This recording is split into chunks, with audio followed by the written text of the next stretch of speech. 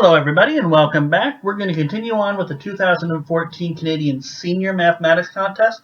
So that's for the upper level high school students. And we're going to start a brand new part now. We're on to part B, where we need fully written, fully justified solutions in order to get the full marks. Okay, so if we take a look at the contest, they have a little bit of a preamble, restating what we knew about part B if we read the introduction, the front part of the pamphlet, which you really should. You should always read the instructions before you write any contest or indeed any test. But they're just reiterating that you need to be well organized, you need to be clear, you need to justify everything fully, you need to write complete proofs, and you need to use complete sentences and all that stuff. But assuming this isn't your first rodeo, you were expecting that, so we can take a look at question number 1 right now. So 1. An arithmetic sequence is a sequence in which each term after the first is obtained from the previous term by adding a constant. For example, 5, 7, 9 is an arithmetic sequence with 3 terms. They have the common difference here of 2. So our constant here is 2. Alright, so A part. 3 of the 5 numbers, 2, 5, 10, 13, 15, can be chosen to form an arithmetic sequence with 3 terms. What are the 3 numbers? Okay. So if we're going to add a constant, there's no reason to assume we're not adding a positive constant. If we were adding a negative constant, we could just sort of reverse the sequence. So it might be a good idea to figure out the differences in these numbers. So we have 5 numbers. We're choosing 2 of them to form a difference, so we're going to have 10 differences. Let's get ourselves a brand new sheet of paper. Okay.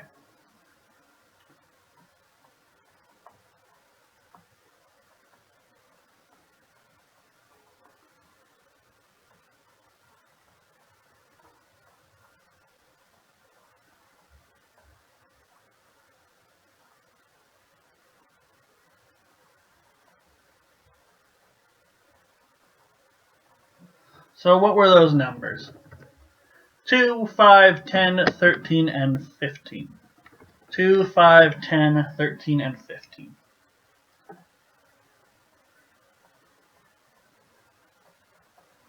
If you just stare at it long enough, you will likely see it's 5, 10, and 15. But we're in part A. We need to justify what we're doing, at least a little bit. So we're told that, to get from one to another, you have to add a constant value. So we're going to take a look at the differences and see if we can find a common difference. So 15 minus 13, 15 minus 10, 15 minus 5, 15 minus 2, 13 minus 10,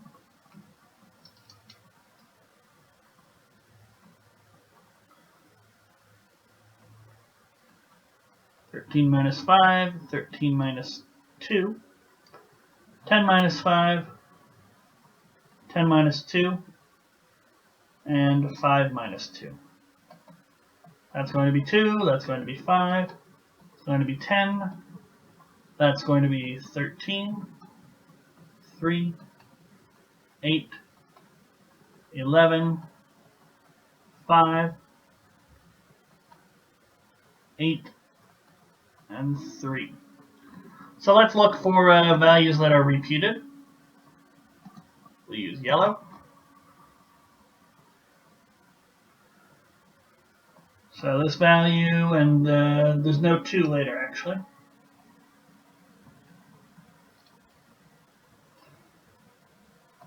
Here we have a 5, and here's another 5. We don't ever have a repeat of a 10 or a 13.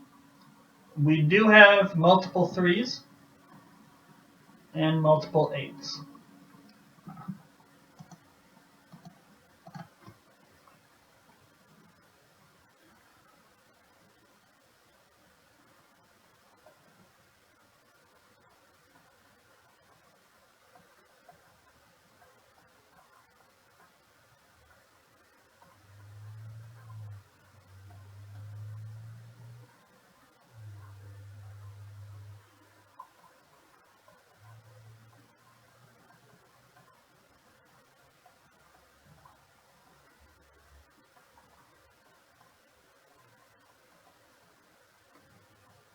So our constant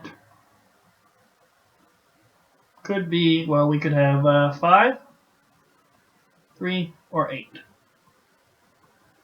And what would this sequence be? Well, it would be 5 to 10, and then it would be 10 to 15. So that's definitely a sequence. How about 3? Well, we have 2 to 5,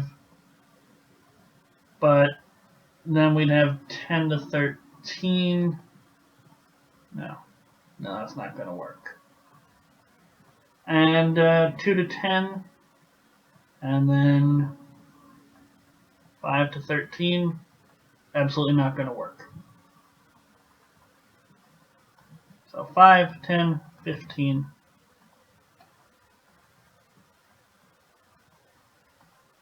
Are the numbers. Okay. It's a little more writing than you might expect, considering that you can sort of see 5, 10, 15 if you just stare at it long enough. But we do have to justify. So what did we do? We looked for the common, the difference, the constant value that they're talking about. We had 3 candidates just in terms of total value, the total number of them. We needed 2 copies of that constant to appear. Well, there's 2 5s, 2 3s, 2 8s. 5 is the only one that actually forms an arithmetic sequence. All right. So B part. The numbers P, 7, Q, 13, in that order, form an arithmetic sequence with 4 terms. Determine the value of P and the value of Q. Okay.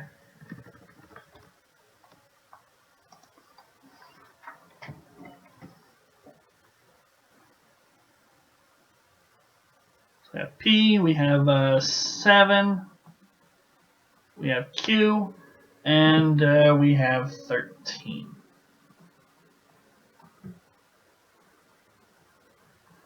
Let's let capital C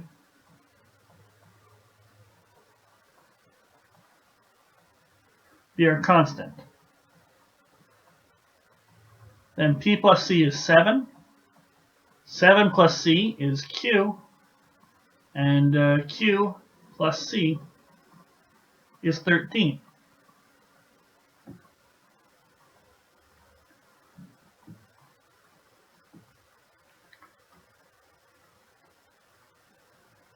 Now if we substitute 2 into 3,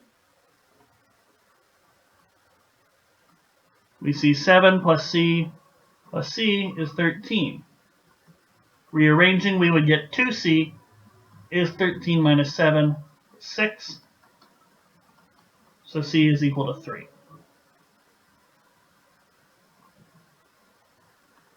Q is 7 plus C, well, 7 plus 3, 10.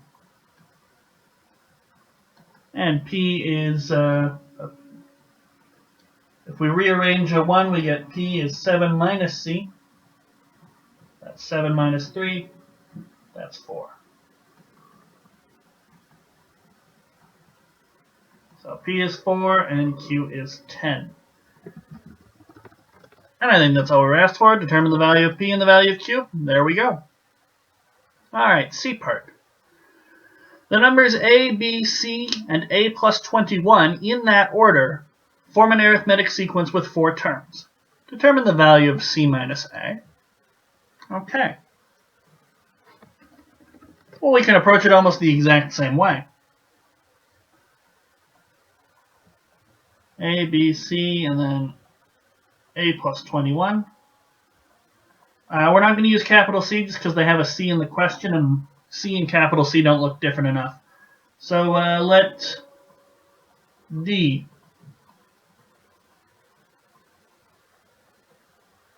be our constant.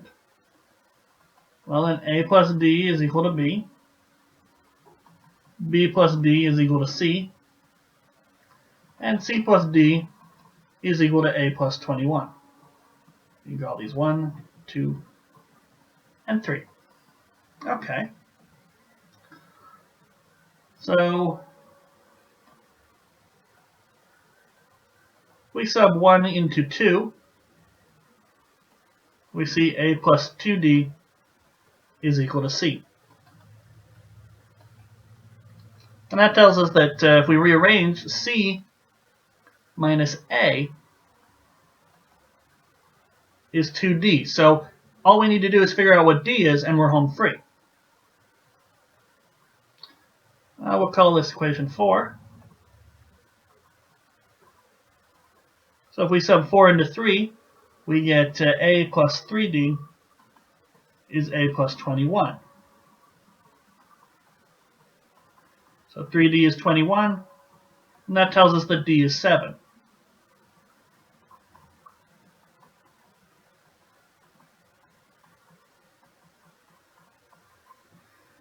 Once we have d, we know that c minus a, which is exactly what we're looking for, is 2 times d.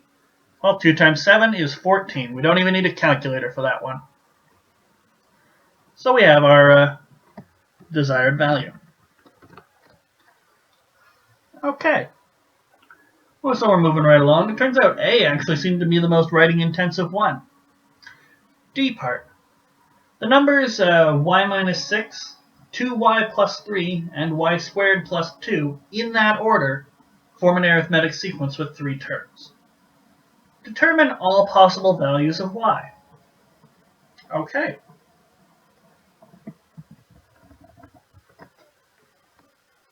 So we're going to need a brand new piece of paper here. And I've completely forgotten the terms. I know the third one has a y squared in it. Y minus 6, 2y plus 3, y squared plus 2. Okay. Y minus 6, 2y plus 3, and y squared plus 2. Let's just go back and double check that. Y minus 6, 2y plus 3, and y squared plus 2. And let's make this 2 look a little better. All right.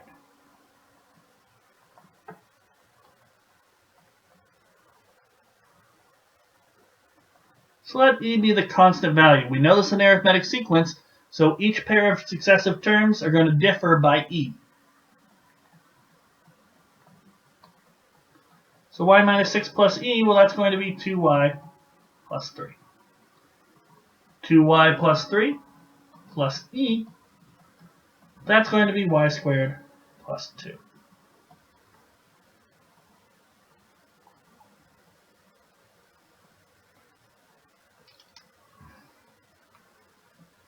So let's rearrange and get e.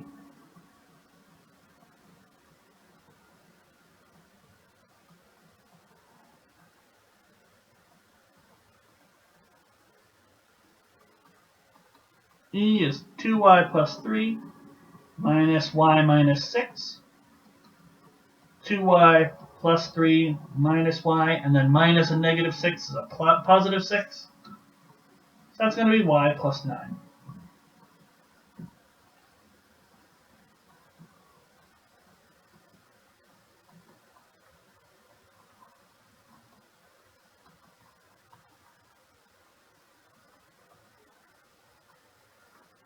So we can use this value for e, and then we'll get an equation 2. We'll get the entire thing in y, in terms of y. Y plus 9 equals y squared plus 2. So now we see the makings of a quadratic equation here. Okay. So y squared minus 3y minus 12 plus 2 is equal to 0. We just rearranged the whole thing and brought all the terms onto one side. Well, that's really y squared minus 3y minus 10 equals 0. Now we could use the quadratic formula. Sure, we absolutely could. Or we could look for two numbers that multiply to negative 10 and add to negative 3. Okay? Two numbers that multiply to negative 10, add to negative 3, it's going to be 2 and negative 5. If you don't see how to do that, and that's okay, you can always jump back to the quadratic formula. Y plus 2 and y minus 5 will exactly give this out. Okay?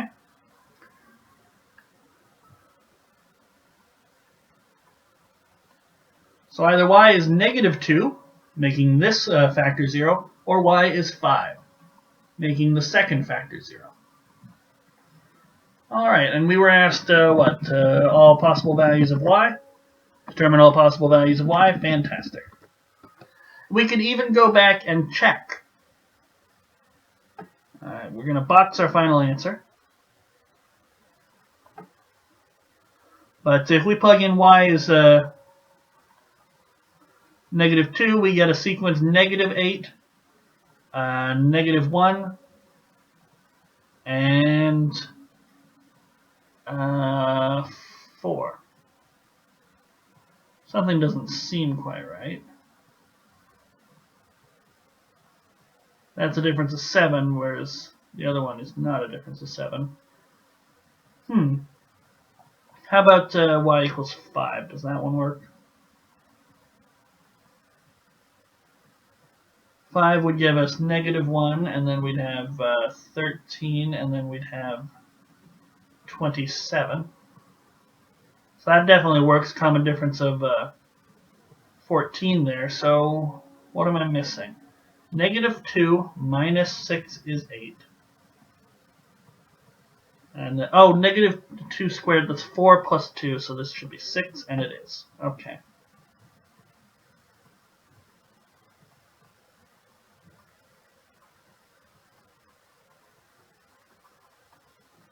So we get some arithmetic sequences. We do. For a second, I thought that y squared plus 2 would come out to be 4, and that's incorrect. Alright. So we got our final answers of negative 2 and 5, and we did a little double check. You don't need to. They just asked for values of y. They weren't asking you to actually write out the sequences. But nonetheless, I think that's a nice, quick, very, very good question 1. It required writing, sure, but it was simple. It was nice and easy. And that's a good way to start off any portion of any contest. The first question should always be fairly easy. And then they should get harder. So that's question number 1. Hopefully you guys will join me as we take a look at question number 2, but that's in the very next video. And it'll look like it'll be some geometry, so put your geometry thinking caps on before you watch the next video. And I don't say this often enough, you guys really should be trying the questions before you watch these videos. That way you will learn more. But yeah, that's about it. Good question 1. I'll see you guys for question number 2 on the next time.